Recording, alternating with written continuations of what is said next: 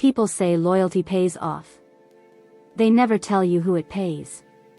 My name is Maya Bennett, and for 5 years, I was the invisible engine behind Venturefield Consulting, a boutique firm that specialized in cleaning up other companies' messes. Ironically, I was about to learn that sometimes, the biggest mess comes from the people who sign your paycheck. I joined Venturefield as an assistant analyst fresh out of grad school, hungry and naive. Within 2 years, I was managing client portfolios worth millions. I wasn't flashy, but I was dependable. I understood systems, numbers, and people, especially the ones who liked to pretend they were smarter than everyone else. That's probably why Clara Hensley, the COO, hated me. She didn't hate me at first. At first, I was her shadow, the one who organized her chaos, polished her presentations, double-checked her math. She'd strut into client meetings in her designer suits, reciting the insights I'd written the night before, and everyone would clap. She'd wink at me afterward and say, "You make me look brilliant, Maya." I used to smile. I thought she meant it kindly. The rise. The company was run by her husband, Richard Hensley, a CEO with the kind of charm that made investors forgive his arrogance. Clara ran the operations, Richard ran the empire. To them, employees were pawns, but I played the game well. When Venturefield landed the Daxon Tech merger project, Clara appointed me lead analyst. It was the biggest deal of the year, a make-or-break contract that would double the firm's revenue. I worked 12-hour days, slept on spreadsheets, lived off caffeine. Every report, every metric, every financial projection had my fingerprints. When the merger succeeded, Richard congratulated the leadership team. Clara smiled for the cameras. And my name? Not mentioned once. I didn't mind, not at first. I was used to it. I told myself it was part of paying dues. But deep down, I started noticing things. The subtle corrections in Clara's tone when I spoke in meetings. The way she'd reword my points seconds after I made them. The way her praise turned into possessiveness. "You're my secret weapon, Maya," she'd say. But secrets, I realized, are easy to bury. The trigger. It happened 6 months later. The firm had landed another big client, Northbridge Systems, a government contractor with more red tape than an airport. I was assigned to oversee compliance documentation, tedious, critical, and politically dangerous work. Clara wanted this project badly. It was her chance to prove herself independently from Richard, whose board had started questioning nepotism rumors. She was desperate to look brilliant. And I was her insurance policy. Until I wasn't. One night, near midnight, she called me into her office. She was sitting there in her silk blouse, sipping wine, eyes cold and tired. "Maya," she said, "I need you to transfer the Northbridge documentation to my personal drive tonight. I'll handle the submission myself." I frowned. That's against protocol. It has to go through compliance. Her tone sharpened. "I am compliance. Just send it." I hesitated. "If this gets flagged, they'll audit us. It's risky." She set the wine glass down hard enough to crack. "Do you want to keep your job, Maya?" I sent the files. Against every instinct I had. The next week, the project collapsed. Northbridge accused Venturefield of data mishandling, discrepancies in documentation. The fallout was immediate. The board demanded a scapegoat. And Clara handed them one. Me. The fall. HR called me in for a performance review. 3 people sat across from me, none of them looked at me directly. Due to irregularities in the Northbridge submission, they said, "We've decided to terminate your employment effective immediately." I tried to defend myself, but the decision was already made. Clara wasn't there. She'd sent a statement instead. Maya was an excellent employee but acted without proper authorization. I was escorted out by security with my box of belongings and a polite silence that burned worse than insults. 2 years of loyalty. Gone. 2 weeks later, Venturefield released a press statement. We've corrected a compliance error caused by a junior analyst. Junior analyst. I'd been promoted twice, led projects, trained staff. But on paper, I was nothing. I sank into the kind of anger that doesn't make noise, the kind that plans. The discovery. Unemployment gives you time, too much of it. At first, I avoided everything that reminded me of that office. But one night, while cleaning old files, I found something in my backups, the metadata from the Northbridge documentation. Every digital file carries a signature, who edited it, when, and on what device. The submission had my name as creator, but the final edit was from a different system, see Hensley_exec drive. Clara had changed my report after I'd transferred it, deleted a section on risk compliance that highlighted unverified vendors. Those unverified vendors? They were owned by Hensley Holdings, Richard's personal shell company. It hit me like a blow. The compliance issue wasn't my mistake. It was a cover-up for their corruption. I wasn't fired because I failed. I was fired because I was dangerous. The first move. For weeks, I sat on that discovery, unsure what to do. I could go public, but who would believe a fired employee over a CEO and his polished COO wife? Then, by pure chance, I got a message from a man named Evan Caro, an investigator for the Department of Corporate Oversight. Ms. Bennett. We're conducting a preliminary inquiry into Venturefield Consulting's recent contracts. Would you be willing to speak with us? I stared at the email for a long time. Then I smiled. They hadn't fired me to protect their image. They'd fired me to silence me. And now, I was about to make sure everyone heard my voice. The investigation. When I clicked reply to Evan Caro email, I expected to feel nervous. I didn't. I felt calm, the kind of cold, surgical calm that comes after someone steals years of your life and calls it policy. My message was short. Mr. Caro. I have documents related to the Northbridge Systems contract. It's worse than you think. Maya Bennett. He called the next morning. His voice was steady, low, official, the kind that made you instinctively sit straighter. Ms. Bennett, we've been tracking financial inconsistencies tied to Hensley Holdings. You're the first internal witness who's responded. Then you're the first person who's believed me, I said. Meet me tomorrow at 10. Bring what you have. And Ms. Bennett, don't contact anyone from Venturefield. That line was more warning than instruction. The first meeting. We met in a government building with gray walls and fluorescent lights that hummed like they were tired too. Evan was in his 30s, sharp-eyed, the kind of man who noticed everything but said very little. He gestured toward the folder I'd brought. You said you had metadata? I nodded. Everything Clara Hensley altered was time-stamped. She deleted the vendor disclosure that listed a subsidiary, Holden Tech LLC. That's Richard Hensley's company under a different name. He flipped through my printouts, his brow furrowing. You realize this ties a private consultancy to a government contractor's budget. That's criminal. I realize that's why I got fired. He looked up. If this holds up, you're not a suspect anymore. You're a whistleblower. The word landed in the room like an echo. Whistleblower. That's not what I wanted to be. I didn't want fame or moral applause. I wanted truth, and consequence. Evan asked if I'd be willing to provide a sworn statement. I'll testify, I said, before he even finished asking. He smiled faintly. I thought you might. The network. Over the next few weeks, I worked closely with his team, investigators, forensic accountants, legal analysts.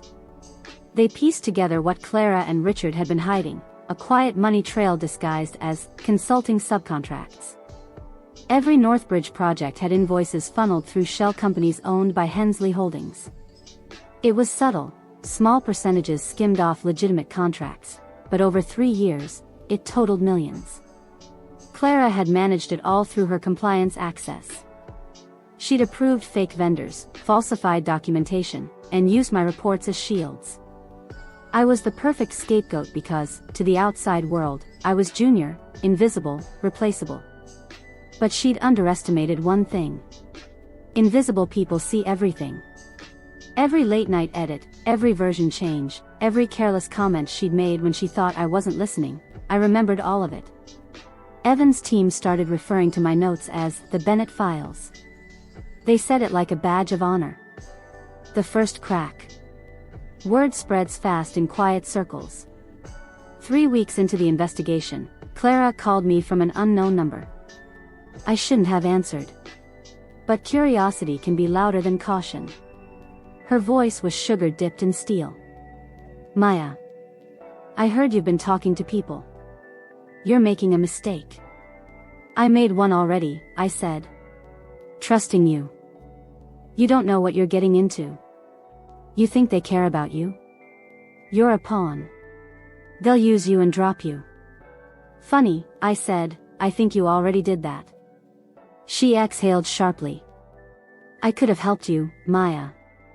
I could have written you a reference. Now you're choosing the wrong side. I smiled even though she couldn't see it. There's only one side, the truth. Then I hung up. Evan wasn't pleased I'd answered. She's panicking, he said. That's good. But don't talk to her again. He didn't need to worry. I'd already heard everything I needed to fear. The domino effect. As the investigation deepened, things started leaking. Not to the media, not yet, but to the people who mattered. Board members. Investors. Regulatory agencies. Evan called me one morning. You started something bigger than you realize, he said. Northbridge filed a separate complaint against Hensley Holdings. They've frozen assets. And Richard's legal team just requested discovery delays. I almost laughed. He's sweating. He's cornered, Evan corrected. And when cornered people panic, they make mistakes. That's when we strike. He was right. 2 days later, Clara submitted an affidavit claiming she'd had no knowledge of her husband's shell companies. Except I had emails. Dozens of them. Drafts she'd sent me with subject lines like, "Run this through vendor 3A, Hensley's contact." When Evan saw them, his grin was pure satisfaction. This, he said, holding the printouts, is perjury waiting to happen. The turning point. I was sitting in a diner 2 blocks from the courthouse when Evan slid into the booth across from me. He ordered black coffee, then handed me an envelope. Read it. Inside was a subpoena. Case number 23 to 4871, United States vs. Venturefield Consulting, et al. Witness, Maya Bennett. My stomach tightened. So it's real now. It's been real since the day they fired you, he said quietly. Now it's official. The trial would focus on procurement fraud, falsified vendors, misused government funds, insider enrichment. Clara wasn't named yet, but Richard was the primary defendant. Once she's under oath, Evan said, we'll get her too. I stared at the subpoena. My name looked strange printed under witness. I used to dream of recognition, promotions, awards, praise. Now the recognition came from doing the right thing when it hurt. The pre-trial storm. Venturefield's PR team tried to control the damage. They issued a statement, "We deny any wrongdoing and will cooperate fully." But whispers had already spread. Staff began leaving quietly. Partners pulled funding. The Hensley social circle shrank overnight. And one morning, a headline hit the financial press. Exclusive, federal investigators probe consulting firms' links to defense contract fraud. Clara's face was in the thumbnail, smiling, perfect, poisonous. My phone buzzed non-stop with messages from former colleagues. Is it true? Were you the whistleblower? I didn't reply. I didn't need to. The truth had started speaking for itself. That night, Evan called. His voice was calm, but I could hear the excitement beneath it. The pre-trial motion's been accepted. You'll be testifying next month. Against Richard Hensley? I asked. He paused. And possibly Clara, depending on what she does next. I looked out my window at the city glowing below me, the same skyline I used to stare at when I felt powerless. Now, every light looked like a consequence waiting to shine. The exposure. When the subpoena arrived, it felt small and clinical in my hand, a sheet of paper that would make everything very big. But being called to testify is not a fevered moment of righteous triumph. It is paperwork, schedules, dry runs, and a string of quiet, steely rehearsals where you practice saying the truth in short sentences until your mind stops wanting to ration the pain. I met with Evan and his team 3 times a week. We went over my timeline, the emails I'd saved, the version histories, the server logs. We mapped conversations I'd had with Clara and reconstructed the edits she'd made to the Northbridge submission. They asked me to be precise, dates, times, exact words. Memory slips when nerves go loud, and in court, imprecision becomes an Achilles heel. So I learned to speak in facts. On June 3rd at 11:12 p.m., File X was edited from the account C_Hensley_exec drive. The change removed section 4.2, which contained vendor disclosures. No flourish. No flourish at all. Preparation is also therapy. The more I rehearsed, the less the betrayal felt like a personal punch and more like a professional discrepancy that needed correction. That change in framing helped me sleep a bit more at night. Meanwhile, they were not idle. The Hensleys had deep pockets and easy access to crisis managers and legal teams that lived to rewrite reputations. Richard's lawyers moved first, a flurry of motions, demands for sealed records, appeals threatening discovery stoppages. They tried to narrow the scope of questions, to make the process clumsy and slow. Delay, they banked on, would sap momentum. Public attention dwindles when a story takes too long to tell. Clara's approach was different. Where Richard could buy time, she tried to buy sympathy. She started calling people I'd once known well, my ex-manager, colleagues who had been friendly, framing herself as fragile, as the CEO's stressed wife who'd simply made a regrettable managerial oversight. She's overwhelmed, she told one contact. She'd never intentionally harm anyone. It was an old play, humanize the actor to deflect culpability. She also tried to rewrite private messages. At 2 a.m., the same night she called me telling me I was making a mistake, she had texted a teammate, "Make sure Maya's edits don't show the Hensley vendors. We can't have procurement asking questions." Those texts, once buried, surfaced in the investigation like landmines. For someone who'd always assumed people could be shaped into narrative, the shards of her own words cut deep. Then came the depositions. Those rooms are sterile, glass tables and chairs that look designed to discourage emotion. The opposing counsel tried the standard toolkit: denials, soft insinuations, fake confusion at wording. At first they asked me to confirm trivial details. Did I ever ask permission to transfer files? Did I ever send files outside the corporate system? I answered plainly, no, and then I waited for the harder questions.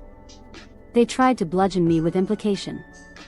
Isn't it true, Ms. Bennett, that you were the one who initially sent the files to an unsecured drive? I felt a reflexive heat, but I did not pick up the bait. My voice stayed steady. I transferred files to an internal executive access point at Ms. Hensley's instruction.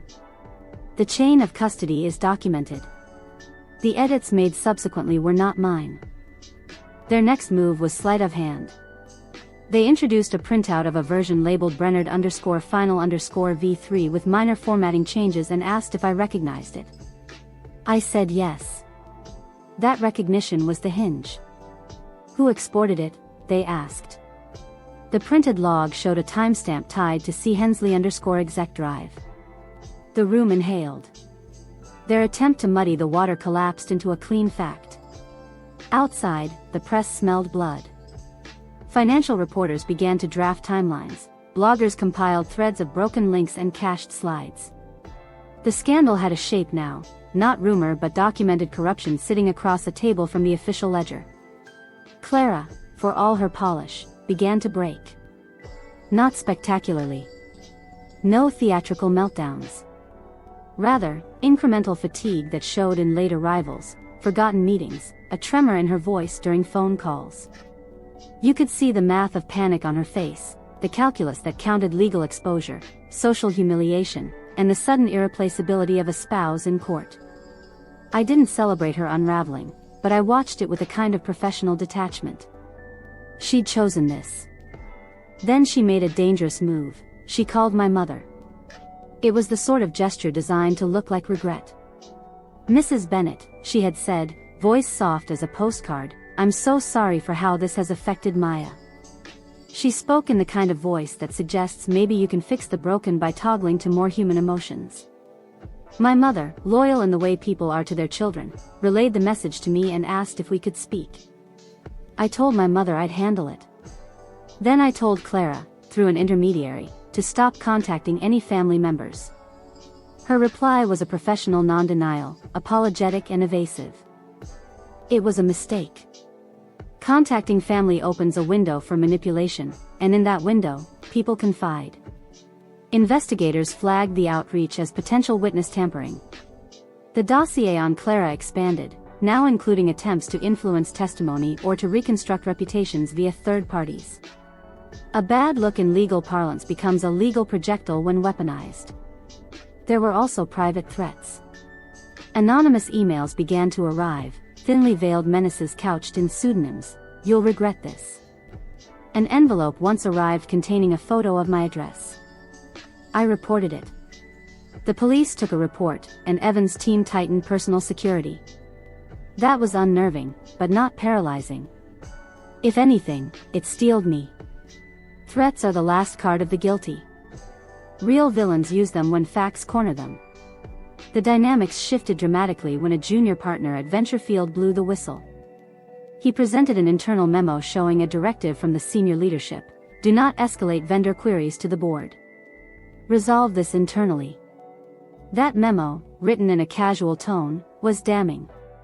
It suggested not merely negligence but institutional conspiracy to bury a problem that would expose lucrative but illicit vendor relationships. With that memo, the walls closed in. The prosecutors added counts: conspiracy to defraud, procurement fraud, falsifying documentation. Now the stakes were not only corporate loss of face but criminal charges. I'd expected that the Hensleys would fight to maintain a veneer of respectability. They did not expect that the veneer would shred into criminality with such ease. Preparation for my testimony moved into a new phase. The prosecutors wanted to ensure I would not be ambushed on formality. They asked me to practice cross-examination, to expect insinuations about motives, to prepare for attacks on my credibility. "They will try to paint you as a disgruntled ex-employee," Evan warned. "The defense will say you have an axe to grind." I did have an axe to grind. But I also had an archive, timestamps, server logs, email headers, and a faint watermark I'd placed within the slides I prepared for the Brennard pitch, a tiny string of characters only an obsessive creator would remember. The metadata was quiet and merciless.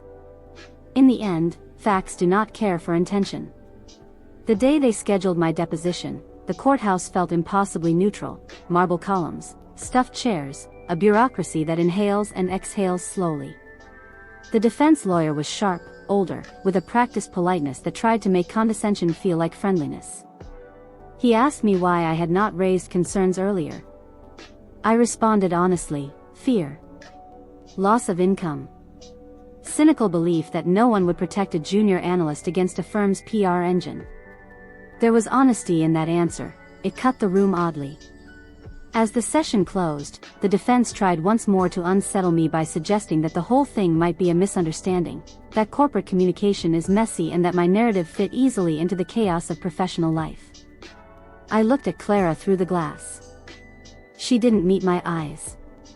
I felt an odd pity, like an examiner observing a system that had failed both its people and itself. On the way out, a reporter waiting by the courthouse asked for a comment. "Do you regret coming forward?" she asked. I considered the years of silence that had been my professional camouflage, the nights I'd replayed the moment of the file edit like a film. "Regret?" I said slowly. "No. Coming forward felt like cleaning a wound. It hurt. But it needed to be cleaned. The exposure continued. Each document, each deposition, peeled off another layer of pretense. The Hensleys' public statements grew more constrained. Richard, once brimming with investor-friendly bromides, became a man who smiled less, who cultivated his platitudes until they felt brittle. The couple's social calendar emptied. A few well-known board members resigned in the interest of preserving shareholder value, a convenient euphemism for quietly distancing themselves. And yet, even as the trial loomed, I understood that exposure was a means, not an end.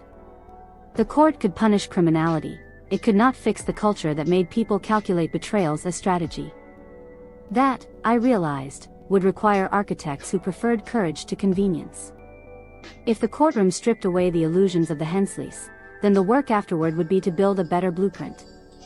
I left the courthouse that day with a small sense of relief. The exposure had begun to do its work. It was ugly. It was necessary. And it had a forward motion that, for all its discomfort, felt right. The testimony. The morning I took the stand, the air in the courthouse felt heavy with the kind of silence that follows a storm. I'd rehearsed this moment for months, the tone, the pacing, the details. But nothing prepares you for the weight of 100 eyes when you raise your right hand and swear to tell the truth. The bailiff's voice echoed.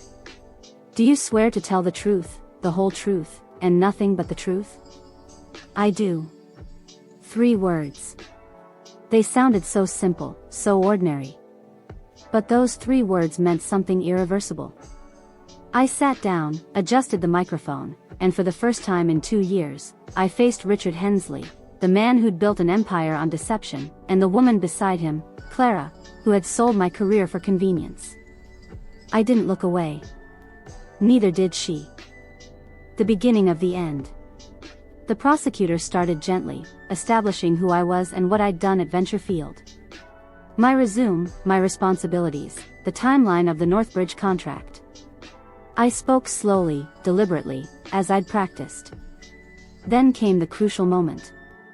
Ms. Bennett, please describe what happened on the night of June 3rd, when Ms. Hensley asked you to transfer the Northbridge files. I took a deep breath. Clara called me to her office around midnight. She told me to transfer the compliance documents to her personal drive, not the corporate system. When I hesitated, she implied that my job depended on it. A murmur rippled through the courtroom. The prosecutor nodded. Did you comply? Yes. And who edited those files after you transferred them? Clara Hensley. The metadata shows her executive account accessed the documents on June 3rd at 11:12 p.m., then removed the section disclosing vendor relationships linked to Hensley Holdings. Was that edit authorized? No. It violated Northbridge's compliance agreement. I could feel Clara's eyes burning into the side of my face, but I kept talking. Because the truth doesn't care about discomfort. The defense strikes back. When the prosecutor finished, the defense attorney stood. He was sharp, tall, expensive, one of those lawyers who smiled like he'd already won. Ms. Bennett, he began, his tone friendly but cold, you were terminated from Venture Field, correct? Yes. For mishandling client data? That was the reason I was given, yes. So you're here today as a disgruntled ex-employee, would you agree? I smiled faintly. I'm here today because the truth was louder than your client's lies. A few people in the gallery chuckled quietly. The judge rapped the gavel. He frowned, then tried another tactic. You claim Ms. Hensley made unauthorized edits. But isn't it true you don't have direct evidence she did so intentionally? I leaned forward slightly. If removing a vendor disclosure connected to her husband's shell company wasn't intentional, then we need a new word for coincidence. He didn't like that. He started pacing, shuffling papers as if he could bury the facts under noise. Ms. Bennett, how can we be sure you didn't alter those files yourself? I met his gaze squarely. Because I'm not the one with millions of dollars flowing through fake accounts. And because every system at Venture Field logged its user actions, and I was locked out of the network when the final edit occurred. He froze. The prosecutor slid a copy of the access log onto the evidence screen. There it was in glowing text: C. Hensley_exec drive. File export. June 3, 11:12 p.m. No amount of expensive lawyering could erase that line. The cracks appear. Clara's composure cracked around the second hour. At first, she sat perfectly still, hands folded, lips tight. But when the emails appeared on the projector, the ones she'd written to me instructing which vendors to approve, her shoulders sagged. Each email was like a domino, falling neatly into the next. Maya, use Hensley vendor 3A. I'll handle procurement later. Maya, please remove vendor risk line, not necessary for this draft. Every line was proof of intent.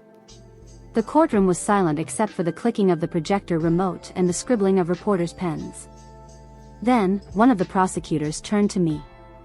Ms. Bennett, after you were fired, did anyone from Venturefield attempt to contact you about these edits? Yes, I said softly. Clara called me. She told me I was making a mistake and that I should stop talking to investigators. The judge looked up sharply. Did you record this conversation? I didn't have to, I said.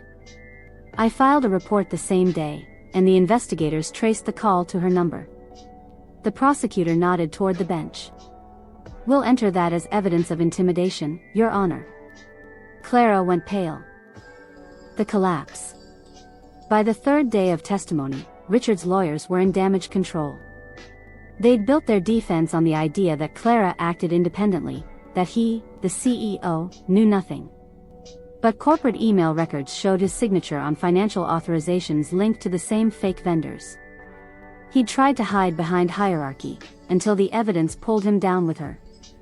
I sat in the witness box watching the empire they'd built begin to crumble, not in explosions, but in quiet, undeniable truth. The prosecutor asked his final question. Ms. Bennett, why did you choose to come forward? I paused, choosing my words carefully. Because someone had to stop them. And because people like me, the quiet ones, the ones they think are replaceable, we see everything. We just don't always get the chance to speak. He nodded. No further questions. As I stepped down, the courtroom was silent. Clara wouldn't look at me. But Richard did. His expression wasn't anger, it was disbelief. Disbelief that someone he'd once dismissed as background noise had dismantled his empire with nothing more than truth. The verdict waiting.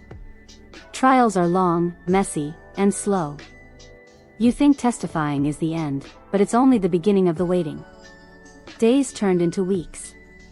The prosecution rested. The defense scrambled. The media feasted. Every morning, I'd wake to a dozen headlines. Whistleblower exposes multi-million-dollar fraud. COO implicated in husband's corruption scandal. My name was everywhere. People called me brave. But bravery isn't a feeling, it's an absence of options. At night, I'd replay every word I said on the stand, wondering if I'd done enough. Wondering if justice ever feels like victory. The reckoning. The verdict came 6 weeks later. I wasn't in the courtroom that day. Evan called me himself. It's over, he said. Guilty on all counts. Fraud. Conspiracy. Witness intimidation.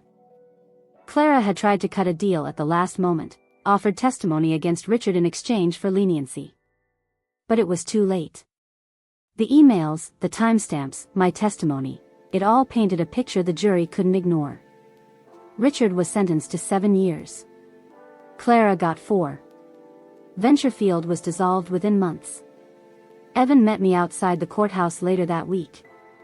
He smiled, tired but satisfied. You did it, Maya. No, I said quietly.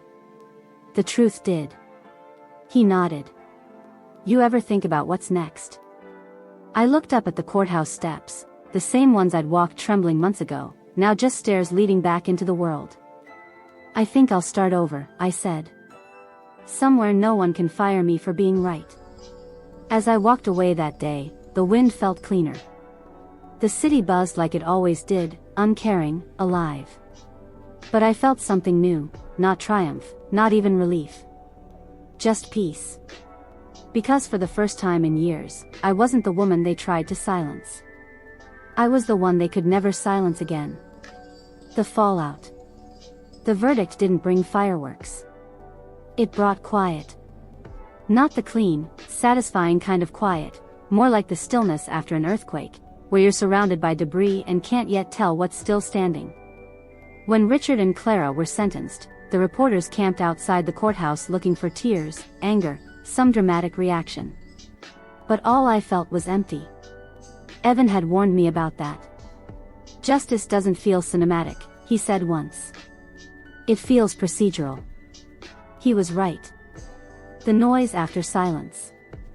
The first week after the sentencing, my phone didn't stop ringing. Journalists, podcasters, influencers, all wanting the exclusive. One headline read, "Whistleblower Maya Bennett brings down power couple in federal fraud case." The word whistleblower followed me everywhere. It sounded heroic to them, but to me, it was just exhausting. I turned down every interview. I didn't want to be a symbol. I wanted to be anonymous again, to go back to a life where my name wasn't part of someone else's headline. Still, the story wouldn't die. The Justice Department released the trial summary, and my testimony was quoted in half a dozen business journals. LinkedIn messages poured in, offers, congratulations, apologies from old colleagues who had once looked through me like glass. "You were always the real deal. Should have listened to you, Maya. If you ever start your own firm, call me."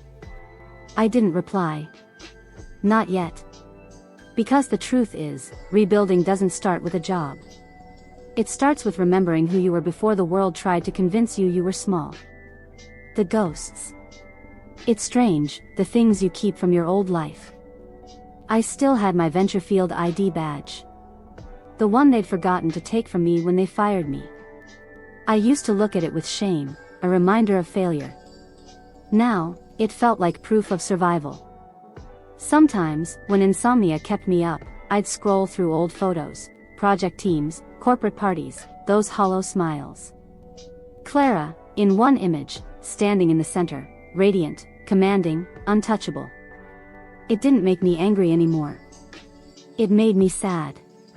Because somewhere along the line, she'd forgotten that success isn't built on dominance. It's built on trust. And she'd burned every ounce of it for the illusion of control. Evan called one evening. "You okay?" he asked. "I don't know what that means anymore," I said. He chuckled softly. "Then you're probably healing." The corporate earthquake. Fallout in the business world is never immediate. It trickles. But when it hits like dominoes. 3 other firms tied to Hensley Holdings fell under investigation. Venturefield's board dissolved. Every employee was released from contract, their benefits frozen pending financial audits. A year ago, I would have pitied them. Now, I just felt detached. Not vengeful, not gleeful, just done. But the industry itself began to shift. The Northbridge case triggered a wave of internal reforms, mandatory transparency reports, third-party vendor verification, whistleblower protections written into consulting contracts. A journalist later wrote that my testimony had sparked a new compliance era. I laughed when I read that. Not because it wasn't true, but because all I'd ever done was tell the truth. It's amazing how revolutionary honesty can be in a world built on performance. The visit. It was a rainy Thursday when I got the letter. Plain white envelope. Government seal. Federal Detention Center, correspondence request, Clara Hensley. For 10 minutes, I just stared at it. Then I opened it. "Maya. I don't expect forgiveness. But I need to tell you something. I thought I could control everything, the narrative, the numbers, the people. I was wrong. You warned me once, and I didn't listen. I see now that you were the only honest person in the room. I'm sorry. Clara, asterisk." It wasn't a long letter. But it was the first time she'd said my name without using it like punctuation in a sentence that served her. I didn't respond. Not out of cruelty, but because closure doesn't always require dialogue. Sometimes silence is the answer. He rebuilt. 6 months later, I founded TruthSpan Consulting. Small team. Modest office. Big purpose. We specialized in compliance reform and corporate ethics, the very space where Venturefield had fallen. I hired 2 people from my old department, ones who'd reached out during the trial not to apologize, but to learn. We built something different. No hierarchy. No backroom politics. Every report was signed by the person who actually wrote it. And it worked. Within the first year, we signed 3 clients, one of them, ironically, Northbridge Systems. Their head of compliance said during our first meeting, "We wanted someone who's lived through the consequences of doing things wrong." That line stayed with me. Because the quiet victory. A year after the verdict, I was invited to speak at a corporate ethics conference in D.C. I almost said no. But Evan convinced me. "Go," he said. "People need to hear what the system looks like from the inside." So I did. Standing on that stage, facing rows of executives in pressed suits, I told them the truth, not about law or data, but about power. "You don't destroy trust in one big scandal," I said. "You destroy it in 1,000 small decisions to protect ego over integrity." The room was silent. Then, somewhere in the back, someone started clapping. And then everyone did. For the first time in a long time, I didn't feel invisible. I didn't feel like a victim. I felt seen, for who I actually was. The real revenge. People always ask me if revenge was worth it. They expect me to say yes, to describe the satisfaction of seeing the Hensleys fall. But that's not the truth. Revenge didn't make me free. Truth did. Because revenge burns everything, even you. But truth rebuilds. And that's what I did. Now, every time I walk into my office and see my team laughing, collaborating, treating each other like equals, I remember what it cost to get here. And I'd pay it again. The world hasn't changed completely. There are still people like Clara and Richard, people who think cleverness replaces conscience. But they can't erase the paper trail anymore. Because somewhere out there, someone like me is watching. Taking notes. Waiting for the moment when silence stops being comfortable. And when that moment comes, the truth will speak again. The aftermath. I didn't expect peace to feel so unfamiliar. For years, I had lived in crisis, waiting for emails, waiting for calls, waiting for the next betrayal to arrive dressed in professionalism. Now the only thing waiting for me was quiet. Not silence exactly. Life had a rhythm again. The hum of office conversation, the low whir of the coffee grinder, the laughter that came from my team when a client complimented their work, it was the kind of background noise that sounded like recovery. The slow healing. Healing after a corporate war is slow, mostly because the scars aren't visible. I'd spent so long being on guard that even kindness made me suspicious. When people thanked me, I waited for a catch. When new clients praised our reports, I read their words twice, looking for hidden barbs. But time, as stubborn as it is, does its job. By the second year of TruthSpan Consulting, we had 15 employees. We weren't big, but we were respected. Our model was simple, full transparency. Every invoice, every decision, every report could be traced back to someone's name, accountability as policy, not as punishment. We didn't chase awards, but they came anyway. One morning, I opened an email that said, "Congratulations. You've been selected for the National Integrity Award for Corporate Reform." The irony made me laugh. I'd been fired for doing exactly what this award celebrated. That evening, as I locked up the office, I lingered by the door. The reflection in the glass wasn't the woman who once flinched at the sound of her boss's footsteps. She stood straighter, calmer. Whole. The visit. 2 months later, Evan showed up unannounced. He looked the same, a little older maybe, with that same calm confidence that had anchored me through the investigation. You're hard to reach, he said. I'm busy rebuilding the world, I joked. He smiled. I read your conference speech. You were good. You were there? Back row, he said. Didn't want to distract you. We sat by the office window with coffee that had gone lukewarm. He told me the bureau was still untangling the mess left by Venture Field, 3 more subsidiaries under review, 2 still in litigation. Your testimony set precedent, he said. It made other analysts come forward in unrelated cases. That was the first time I felt the real ripple of what had happened. Not revenge. Reform. People were finding their voices. Funny, I said softly. All it took was one fired employee with a backup drive. He laughed. Turns out, that's all it ever takes. The letter. A few weeks after Evan's visit, another letter arrived. Federal seal again. Different sender. It was from a nonprofit, the Ethical Workforce Initiative. They wanted me to serve on an advisory board to help strengthen whistleblower protections and corporate accountability standards. I read the letter 3 times before I said yes. It wasn't about recognition anymore. It was about prevention. About making sure that what happened to me wouldn't happen to the next Maya, the next quiet worker mistaken for expendable. At the first board meeting, I sat across from people who had stories like mine: accountants fired for exposing tax fraud, HR officers punished for reporting harassment, mid-level managers ousted for questioning forged numbers. Every face in that room carried exhaustion and determination. Together, we drafted new protocols, anonymous reporting systems, whistleblower funds, accountability training. Change didn't come fast. But it came. The interview.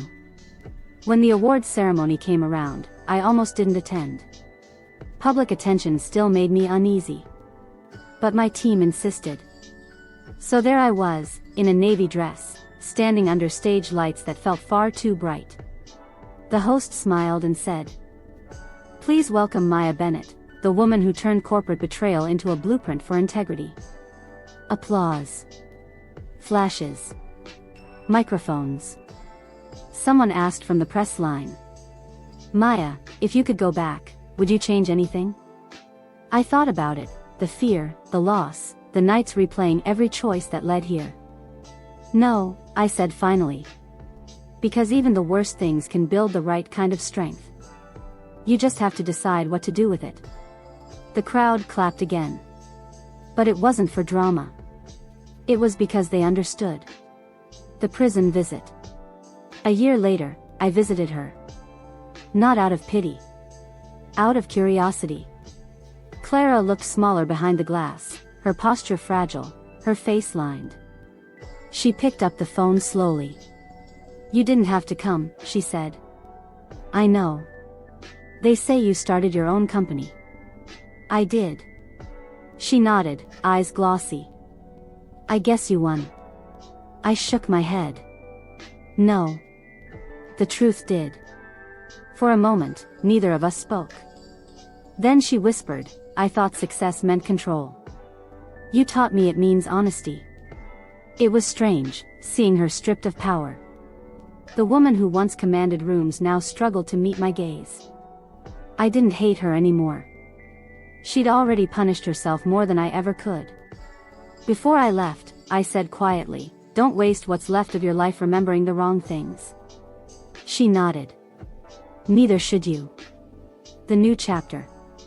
When I got back to my office, I found a small box on my desk.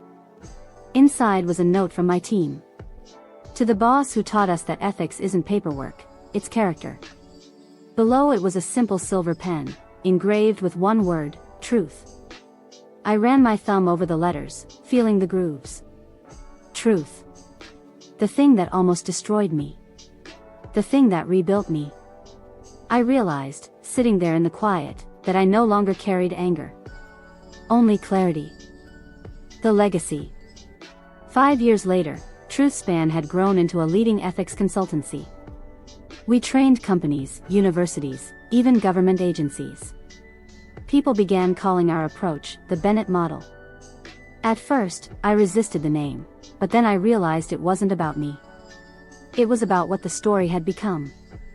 A reminder that transparency isn't a threat. It's protection. That truth isn't a weapon. It's a mirror. And that sometimes, the only way to make peace with your past is to build something better out of it. Final scene. One evening, long after everyone had left, I stood at the office window watching the city lights flicker. The skyline hadn't changed, still steel and glass, still ruthless. But I had. The world that once broke me now looked different, not safer, but manageable. Because I knew what hid behind those polished walls, and I knew how to fight it. I whispered to the glass, like a promise to myself. Never again silent. And with that, I turned off the lights and walked out, leaving behind not the girl they fired, but the woman who made honesty her empire.